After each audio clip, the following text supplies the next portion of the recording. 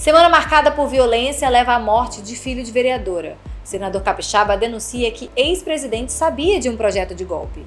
Primeiro caso de Omicron XBB 1.5 é identificado no estado. Isso e muito mais a partir de agora está no ar o Boletim ES Hoje. A gente começa o resumão da semana falando de violência porque no último fim de semana, o que era para ser um momento de lazer para quem estava no shopping de Vila Velha foi marcado por pânico. Um homem entrou armado num restaurante dentro do shopping. A Polícia Civil detalhou que o homem foi autuado em flagrante por disparo de arma de fogo, resistência à ação policial e posse de drogas. Eduardo Barcelos de Almeida, de 40 anos, passou por uma audiência de custódia e teve prisão preventiva decretada. Teve chefe de tráfico presa manipulando drogas em Vila Velha, rodoviário de Guarapari incendiando coletivo por atraso de pagamento, teve criminoso perseguindo e fugindo dentro de área de empresa e teve morte. No ensaio técnico da escola de samba em Vitória, no meio de uma grande briga, o filho da vereadora de Vila Velha, Patrícia Crisanto, foi assassinado. Pedro Henrique Crisanto, de 20 anos, foi morto dentro do Sambão do Povo. Segundo a Secretaria de Segurança, os autores foram identificados e têm relação com o tráfico de drogas.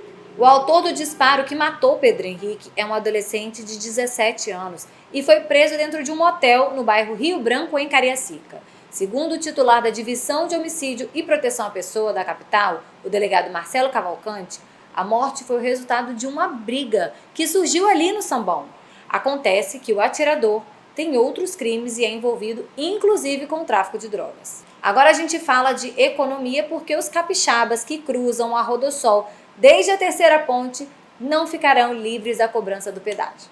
A partir de dezembro, o trecho volta para o estado ou terá uma nova concessionária. O contrato com a concessionária Rodovia do Sol foi iniciado há 25 anos, em 22 de dezembro de 1998. Segundo o governador Casagrande, um estudo sobre o novo modelo de concessão está sendo realizado para iniciar a operação a partir de dezembro deste ano. E o pedágio continua, mas a intenção é que seja reduzido, principalmente na praça localizada a caminho de Guarapari. As instituições de justiça que atuam no caso Samarco, juntamente com o Fundo Brasil de Direitos Humanos, divulgaram esta semana o calendário das oitivas, que já começaram em 30 de janeiro nos municípios capixabas de Aracruz, Serra e Fundão. A intenção é buscar reparação e compensação dos danos causados pelo rompimento da barragem de Fundão, de propriedade das mineradoras Samarco, Vale e BHP Billiton, ocorrido em 5 de novembro de 2015. Hoje é sexta-feira, dia de edição semanal de ES Hoje, e eu destaco os grandes empreendimentos que ameaçam indígenas no Espírito Santo, onde aproximadamente 5.600 pessoas vivem em contexto de aldeias. Todo o conteúdo, como você já sabe, está disponível gratuitamente no link da descrição desse vídeo e também em eshoje.com.br. O assunto agora é saúde, porque a chegada de fevereiro inicia a campanha que busca conscientizar a população sobre a fibromialgia. No Fevereiro Roxo, a meta é mostrar que a fibromialgia é uma síndrome dolorosa crônica, com sensibilização central da dor, onde há envolvimento de mecanismos espinhais e supraespinhais. De acordo com o Ministério da Saúde, o diagnóstico é clínico e dispensa exames. É preciso estar atento aos sintomas, que vão desde cansaço intenso, a dificuldade de memória, tonturas, transtornos de ansiedade e até a perda ou ganho de peso.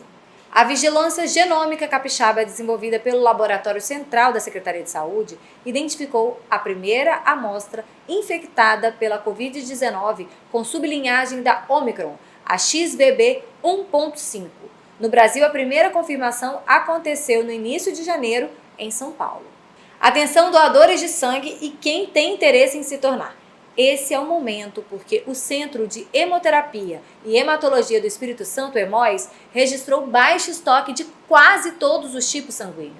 Atualmente, o Hemóis tem disponível um estoque seguro apenas do tipo sanguíneo A positivo, B positivo e O positivo. Para manter os estoques em níveis aceitáveis, é necessário ter de 100 a 120 doadores todos os dias. O senador do Espírito Santo, Marcos Duval, do Podemos, esteve no centro da política nacional. Após parabenizar o senador Rodrigo Pacheco pela reeleição na presidência do Senado, ele foi chamado de traidor pelos bolsonaristas. Irritado, foi à rede social e disse que se licenciaria do mandato e abandonaria a política. Chegou a dizer que não é bolsonarista e que foi coagido pelo ex-presidente Jair Bolsonaro a dar um golpe no país. Mas depois voltou atrás. Dentre as falas irritadas, acusou Jair Bolsonaro de abandonar o país e os brasileiros. Abre aspas. Ficou 4 anos passeando de moto e jet ski e deixou os brasileiros acampados nas ruas e fugiu para os Estados Unidos. Fecha aspas. Isso aconteceu na madrugada de quinta. Mais tarde, mais calmo, após ter dormido, Marcos Duval recuou. Em coletiva disse que em 4 anos de governo nunca tinha sentado com o presidente Bolsonaro, mas que a pedido do ex-deputado federal pelo Rio de Janeiro, Daniel Silveira, os 3 se reuniram. Um convite que Marcos Duval avisou ao ministro Alexandre de Moraes. E a reunião foi para convidá-lo a fazer parte de um plano. E que tirasse aqueles brasileiros que estavam ali já em sol e chuva, crianças, idosos e tal. Mas ele falou para mim ele falou assim, senador, eu fico preocupado, qualquer movimento que eu faço, pode ser que o ministro Alexandre entenda que eu estou incentivando, ou que fui eu que dei a motivação para os brasileiros estarem ali, então eu prefiro não me envolver e tal. Eu falei, tá bom, então, mas eu acho que não é uma situação que eles estão lá, que se você puder falar, eles saem. Bom, mas ele não quis, exatamente por isso, de acharem que era ele que estava conduzindo alguma coisa nesse sentido, e não era. Aí o Daniel Silveira começou então a fazer a explicação do porquê então do ter sido chamado.